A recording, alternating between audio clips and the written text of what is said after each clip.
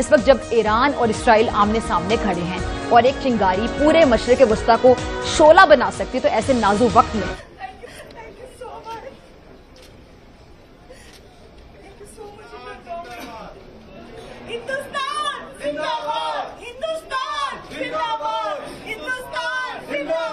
मुस्तकबिल में हमें किस तरफ को तवज्जो देनी है, कौन से लूप होल्स हैं जिनको ओवरकम करने की जरूरत है? कि प्लीज आप लोग इस किस्म की ट्वीट्स लगा के क्यों हमारा बेड़ा गर्क करने पे तुले हुए, इसलिए कि पहले ही जो है आपको पता है ना कि सब लोगों को हमारे ऊपर। जब ईरान हमलों के बीच भी सिर्फ भारत के लिए ईरान अपना एयर स्पेस खोलने के लिए तैयार हो गया। ये एक बहुत बड़ी भारत की मैं समझता हूँ डिप्लोमेटिक सक्सेस है। तो अब शक रहता है। और उन लोगों को मुबारक हो जो मुबारकबादें ले रहे थे कि जनाब हमने नोबेल इनाम के लिए एक ऐसे शख्स को नामजद कर दिया है जो दुनिया का बड़ा बेहतरीन शख्स है। अब वो लोग क्या जवाब देंगे? दूसरी बात यह है कि अमेरिका तो बहुत दूर है, हम तो पड़ोस में ही हैं, हमारा तो बॉर्डर लगता है ईरान के साथ, और अगर कहीं खुदा ना खास्ता ईरान को शक हो गया और ईरान को लगा कि वाकई में हमने कुछ ऐसा किया है, तो वो अमेरिका और इजराइल को तो बाद में देखेगा, पहले तो आके आपको पता ही है हमारे कान के नीचे तो लगा के चला जाएगा। ये अमेरिकी जो जहाज हैं आ चुके हैं और उसमें अब ये जिस तरह से अभी ये बात कर रहा था कि ही विल गो स्ट्रेट, तो अगर आपने खुदा ना खास्ता कोई ऐसा स्टेटमेंट दे दिया हो या आपके लोगों ने बोल दिया हो, यानी कि आपको मक्खन लगाने के चक्कर में लोग कई बार, और जाहिर है ईरान हमारी जो है वो ब्रदरली इस्लामिक कंट्री है, तो हम ऐसा कैसे कर सकते हैं क्या? हाँ ठीक है ठीक है, हाँ ठीक है ठीक है, हमने अफगानिस्तान के वक्त हमने ऐसा किया था, ऐसा नहीं है, लेकिन उसके बाद हमने सबक सीख लिया। और जाहिर है उस वक्त अमेरिका ने हमें पैसे दिए थे और हमने अमेरिका को यहाँ पर मदद की थी, और यहीं से अमेरिका ने जाकर जो है वो ड्रोन जो थे वो टपकाए थे वहां पर अफगानिस्तान में, हम मानते हैं। लेकिन इस बार नहीं जी, हमने बिल्कुल नहीं किया। तो इसलिए प्लीज मेरे अपने तमाम दोस्तों से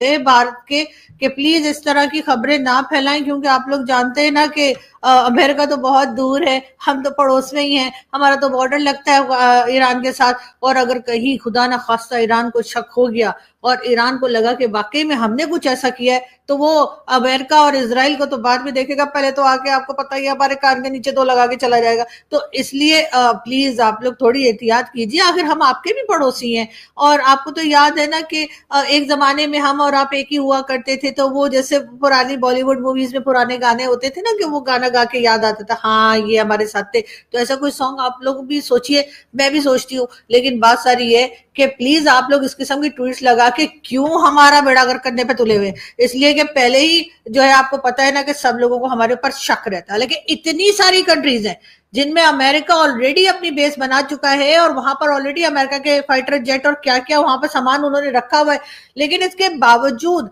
जब भी कोई बात होती है तो भारत के लोग न जाने हमें क्यों बीच में घसीटने लग जाते हैं। अब भारत से लोग कह रहे हैं कि जी अगर कोई चेक कर ले, जो कि आजकल चेक हो जाते हैं, तो पता नहीं हामिद मीर साहब कौन से जमाने में रहते हैं कि उनको ये ख्याल नहीं है कि वो चेक हो सकता है कि कहाँ से ये फाइटर जेट आए और कहाँ को गए, या कहाँ से मिसाइल चले कहाँ को गए। तो बहरहाल उनका कहना, कई लोगों का कहना ये है कि जी ये तो मतलब टर्की भी ये एयर स्पेस दे सकता है, तो फिर पाकिस्तान जो है वो इस किस्म की या पाकिस्तान के जर्नलिस्ट जो है वो इस किस्म की बातें क्यों कर रहे हैं। लेकिन खैर हामिद मीर साहब का हमेशा से यही रिकॉर्ड रहा है कि वो कुछ इसी तरह की बातें करते हैं। लेकिन कुछ लोग हमारे यहाँ ये बातें भी कर रहे थे जब अमेरिका ने अटैक नहीं किया था, तो बहुत से लोग कह रहे थे कि जो फील्ड मार्शल साहब के साथ लंच हुआ था, यानी कि डोनाल्ड ट्रंप साहब ने लंच पे बुलाया था ना, आपको पता है, आप लोग तो जानते हैं, तो वो उसी लंच वंच करने जब गए थे तो हमारे कई लोग, कई हमारे पॉलिटिकल एनालिस्ट, कई हमारे दूसरे लोग जो हैं जो कि मीडिया से भी के साथ भी मुंसलिक हैं या मीडिया के साथ भी अटैच्ड हैं, और कई लोग वो ये भी कह रहे हैं उस वक्त की, मतलब वो पुरानी वीडियो है उनकी, 1-2 दिन पुरानी वीडियो है उन लोगों की, और उसमें वो ये बात कर रहे हैं कि जी फील्ड मार्शल साहब गए थे और उन्होंने लंच किया है डोनाल्ड ट्रंप साहब के साथ। तो अब ये होगा कि जी डोनाल्ड ट्रंप साहब को उन्होंने समझा दिया है कि आपने 2 वीक्स तक ना कोई अटैक नहीं करना है, खबरदार जो ईरान के ऊपर अटैक किया। और फिर डोनाल्ड ट्रंप ने कहा कि हाँ ठीक है मैं ऐसा ही करूंगा। और अब सब लोग उन बेचारे मासूम लोगों को जिन्होंने वीडियो बनाकर या वीडियो में जाकर ये कहा कि जी डोनाल्ड ट्रंप साहब को जो है हमारे फील्ड मार्शल साहब ने कह दिया है कि जी आपने बिल्कुल भी जो है वो ईरान पर अटैक करना, और इसीलिए डोनाल्ड ट्रंप ने ये स्टेटमेंट दिया था कि हम 2 वीक्स का टाइम ले रहे हैं और 2 वीक्स के बाद हम देखेंगे कि क्या करना है। लेकिन अब जो लोग ये बातें कर रहे हैं कि ये देखो जी, ये लोग तो झूठ बोल रहे थे और ये देखो जी, इन्होंने तो वैसे ही फेंकने का काम शुरू कर रखा था, इसलिए कि डोनाल्ड ट्रंप तो कोई 2 हफ्ते तक या 2 वीक्स तक नहीं रुके और उन्होंने ईरान पर अटैक कर दिया। हुआ ये कि जी 2 हफ्ते के अंदर से पहले ही जो है अटैक हो गया। अब सब लोग जी, आपको तो पता है सोशल मीडिया पे, यानी आपने कुछ भी ना किया हो, यहाँ तो लोग तब भी आपको इतना ट्रोल करते हैं और क्या क्या बोलते हैं फेक आईडीज बनाकर। तो अगर आपने खुदा ना खास्ता कोई ऐसा स्टेटमेंट दे दिया हो या आपके लोगों ने बोल दिया हो, यानी कि आपको मक्खन लगाने के चक्कर में लोग कई बार आपका बेड़ा गर्क भी कर देते। तो हमारे लोग जो है ना, वो मक्खन लगाने के चक्कर में उन्होंने कह दिया कि हाँ जी वो लंच पे गए थे और उसके बाद उन्होंने ये भी कह दिया है कि जी 2 वीक्स तक कोई अटैक नहीं होगा। और जी इस बात का सबने यकीन कर लिया, मगर हुआ क्या, बिल्कुल उलट। यानी कि डोनाल्ड ट्रंप ने कर दिया अटैक और अब सब लोग कह रहे हैं, वीडियो लगा लगा के, क्लिप लगा लगा के, ये देखो ये देखो ये देखो इन्होंने क्या किया। दूसरी तरफ जी हमारे प्राइम मिनिस्टर जो है यानी शहबाज शरीफ साहब, उन्होंने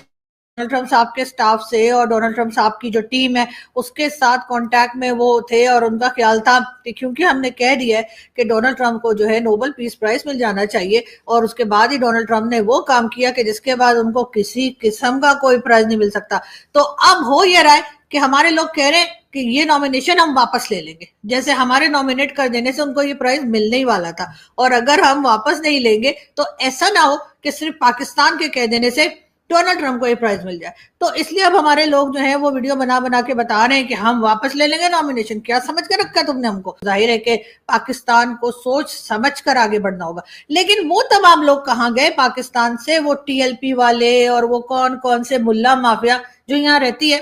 और अगर कोई जरा सा कुछ इस्लामिक कंट्री में कुछ हो और उसमें कहीं से कोई यूरोपियन कंट्री या किसी का जरा सा भी उन्हें शक हो जाए तो वो फौरन ही बाहर निकल आते हैं और कहते हैं कि एम्बेसी बंद कर। हेलो दोस्तों, नमस्कार। ये मेरी नई वीडियो आ गई है। ये वीडियो आई है ईरान, इजराइल, पाकिस्तान और इंडिया के ऊपर। क्या हुआ है, ईरान के अंदर जो युद्ध चल रहा है ईरान और इजराइल का, इसके बीच इंडियन स्टूडेंट जो ईरान के अंदर फंसे हुए थे उसको निकालने के लिए ईरान के अंदर से इंडियन स्टूडेंट गुहार लगा रहे थे कि हमें निकालो, यहाँ से निकालो। ये पाकिस्तानी मीडिया मजाक उड़ा रहा था कि लो और इजराइल का करो, सपोर्ट करो, कैसे निकालोगे। अब इंडिया की डिप्लोमेसी आई काम में। एक जयशंकर के फ़ोन से ईरान ने दिया इंडिया को एयर स्पेस, और अब एयर स्पेस दिया और इंडिया अपने छात्रों को इंडिया वापस ले आया। जो लोगों भारतीय छात्रों ने भारत माता के जय के नारे लगाकर इंडिया में जय माता की करी, ये देखकर पाकिस्तानी मीडिया सोच में पड़ गया ईरान का साथ हमें देना चाहिए था, नहीं देना चाहिए था, क्योंकि वो तो इंडिया की बात मानता है। इंडिया के एक कहने पे एयर स्पेस खोल दिया, वहाँ के स्टूडेंटों को ले जाने दिया। एक इकलौता देश है इंडिया जो कि ऐसे युद्ध के अंदर ईरान में गया और अपने स्टूडेंटों को वहाँ से वापस लाया है। इसके लिए अपना ये नेपाल, बांग्लादेश, श्रीलंका, मालदीव ये भी इंडिया को अप्रोच कर रहे हैं कि हमारे स्टूडेंट जो फंसे हुए हैं वहाँ से निकाले जाएं। तो ये बहुत अच्छी न्यूज़ आई है इंडिया की तरफ से और पाकिस्तान को सोचने पर मजबूर कर दिया है। ये इस रीजन में क्या हो रहा है, हम तो इंडिया को आइसोलेट समझ रहे थे, इंडिया चुप था, कहते इंडिया इजराइल का साथ दे रहा है, तो ईरान गुस्सा करेगा इंडिया से, इंडिया को कुछ उल्टा सीधा बोलेगा, इंडिया की बात नहीं मानेगा। मगर हुआ उल्टा, एक फ़ोन पे ही ईरान ने इंडिया के लिए स्पेस खोल दिया और इंडिया को स्टूडेंट को जाने की इजाज़त दी। Thank you.